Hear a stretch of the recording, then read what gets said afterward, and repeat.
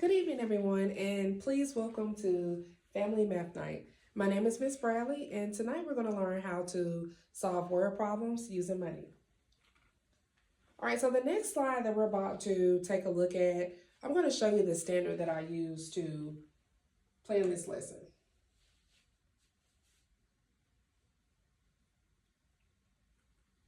All right, so the standard is 2MD8, solve word problems involving dollar bills, quarters, dimes, nickels, and pennies using the money symbol and cent symbols appropriately. All right, so let's take a look at our word problem.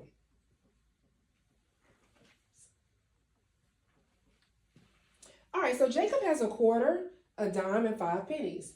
He wants to buy a toy that is 35 cents. Does Jacob have enough to buy the toy? If not, how much more money does he need? So before we get ready to solve this problem or try to solve this problem, there's a little activity that we should dive into, and that's to notice and wonder.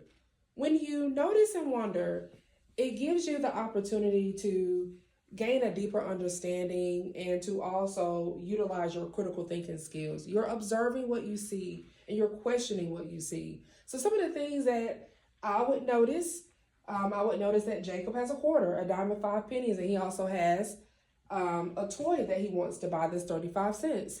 I would wonder, what does the quarter represent? How much? And how much is the dime worth? How much are the pennies worth? And if he has enough to actually really buy the toy. Okay, so those are some of the things that I would wonder, and those are some of the things that I would notice before diving into solving this problem. All right? So these are the things that we know. Let's take a look at it. So Jacob has a quarter. When solving problems, there are different strategies that you can use. We're going to use visual aids and manipulatives to help us solve this problem. All right, so we know that a quarter is 25 cents, okay? And we know that a dime is 10 cents. And we know that 5 pennies is 5 cents because 1 penny is 1 cent. Now, some people can use real coins or plastic manipulatives. In this exercise, we're going to use paper manipulatives, and I'm also going to do a quick visual just to help us solve the problem. All right.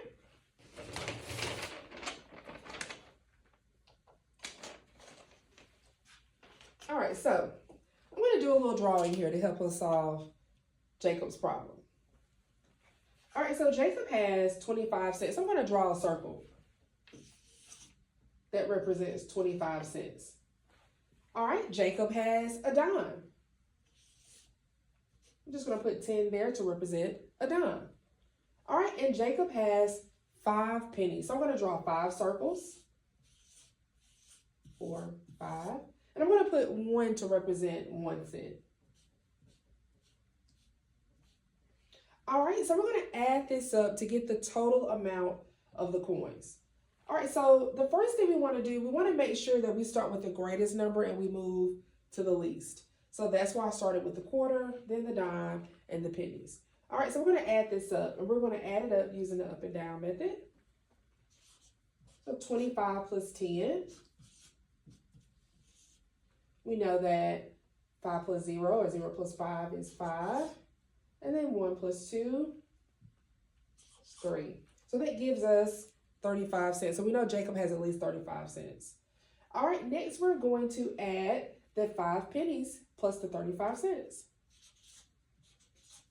35 plus 5. All right, so that gives us 10. 5 plus 5, carry on 1. And that gives us 40. So Jacob has 40 cents in all. All right, so does Jacob have enough to buy the toy? Well, yes, he does, because the toy is 35 cents. And Jacob has 40 cents. All right, now, there's something else that we need to take a look at as well. Jacob actually has 5 cents left over.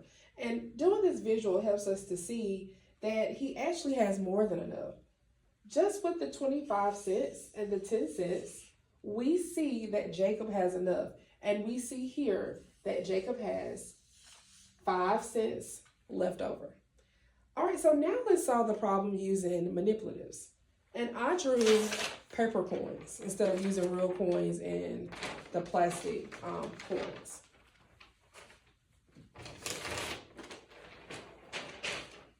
All right, just give me just a minute here.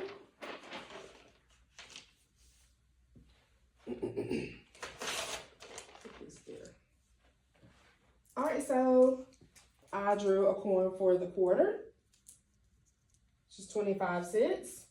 And then I drew a 10 cents coin, and then 5 pennies. So if you're at home or you're at school and you're sitting at your desk, you can have this right in front of you to give you a better visual. And I'm just putting it up here so y'all can see. So I have the 25, the 10 cents, and the 5 pennies. So 25 plus 10, we know is 35. And then we have the 5 pennies.